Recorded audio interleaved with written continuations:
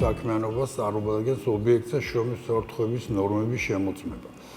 ასევე ობიექტზე მომხდარი უბედური შემთხვევების მოკვლევა. გავიხსენებ შემთხვევას, როდესაც საამშენებლო მოედანზე სიმაღლეზე მიმდინარეობდა სახურავის გადახურვის სამუშაოები. დასაქმებული რიგელზე გადაადგილდებოდა.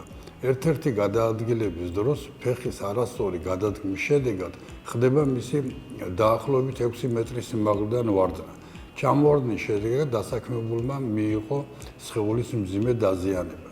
იმისათვის, რომ ობიექტს თავიდან აეცილებინა უბედური შემთხვევა, მნიშვნელოვანია კომპანიას სწორად შეეფასებინა სიმაღლეზე მიმდინარე სამუშაოებიდან მომდინარე საფრთხეები. საფრთხის შეფასების შედეგად უნდა განსაზღვრულიყო ის კოლექტიური და ინდივიდუალური დაცვის საშუალებები, რომელთა გამოყენებითაც დასაქმებული განახორციელებდა სამუშაოებს. სწორად შეფასებული და მიწოდებული კოლექტიური და ინდივიდუალური დაცვის საშუალებების შედეგად უნდა განხორციელებულიყო სამუშაოების უსაფრთხო დაგეგმვა. აღნიშნულზე კი საჭირო იყო შესაბამისი სწავლების ჩატარება დასაქმებულთათვის. უსაფრთხო პროცედურების სწორად დაგეგმვის შედეგად შესაძლებელი იყო აღნიშნული შემთხვევის თავიდან აცილება.